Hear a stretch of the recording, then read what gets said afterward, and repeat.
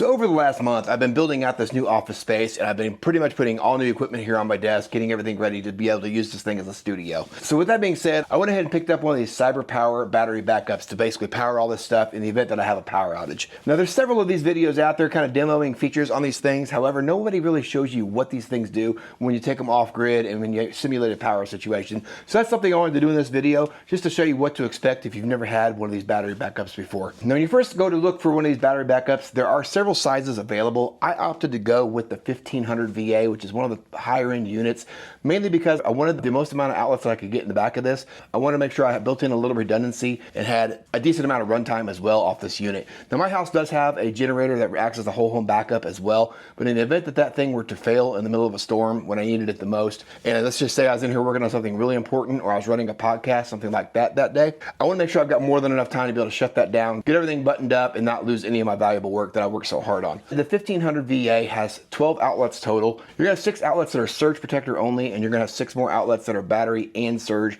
giving you 6 outlets that you can plug into the most important things on your desk, your home theater, your 3D printer, and so forth. And that's what's really nice about these battery backups, is you can use these things in pretty much any situation in your house where you don't want something to power down unnecessarily before it's ready to do so. Now with this having a built-in surge, as well as if you have brownouts or where you lose grid power from time to time just for those second or twos, it also helps prevent voltage spikes from getting to your devices and kind of delivers a constant steady stream of power and voltage to your devices to keep those things from being damaged over time. Now real quick, let's run over the features on this thing real quick, and then what I want to do is actually unplug this and simulate a power outage and show you guys exactly what this thing does and what you can look for when you have one of these. Now what you're going to notice here is the display is actually turned off right now, and that's because it's kind of in like a sleep state right now. It is up and running, but to turn that display back on, we'll just tap the power button there, and you'll see that this display lights up. Now I've got this thing mounted sideways, and it's up underneath my desk with a mount that I found as well, that I basically didn't want this thing sitting on the floor. I want to be able to really control my wire management around the desk once I get everything installed and how I want it. So you could kind of take your pick as to how you actually want this thing to sit. You could set it upright on your desk. You could put it like I've got. You could put it down here on the floor. Whatever your situation warrants, that's really the best way to go with this thing. What's also nice about it is it is a low profile. It's extremely compact, so it does not take up a bunch of space as well. So it really does give you a lot of options. Now when it comes to the display here, you'll see you've got your couple arrow keys. You've got 2 USB ports here you could charge a device with. So you could literally just plug in a cable, have that up on top of your desk, and be able to charge your phone from this unit as well. Now real quick, I'll go ahead and cycle through the menu options so you can kind of see what you can display on the screen. Right now you're seeing estimated runtime, and it's showing you maybe roughly 145 minutes. And that's probably a little bit inflated right now, because when you actually lose power, that number is going to drop. And basically what they've rated this at is if you've got roughly 100 watts being used and sent out to devices on this thing, they say that's around 85 minutes or so of runtime. If we cycle through the menu here, you'll see the battery is 100% charged right now. It'll show you several different settings for input and output. You can go here to output, showing you it's also using only 7 watts right now. And then you've got another output number here showing you 70 watts output on that. Shows you your hertz, and then how many volts are coming out of the unit, as well as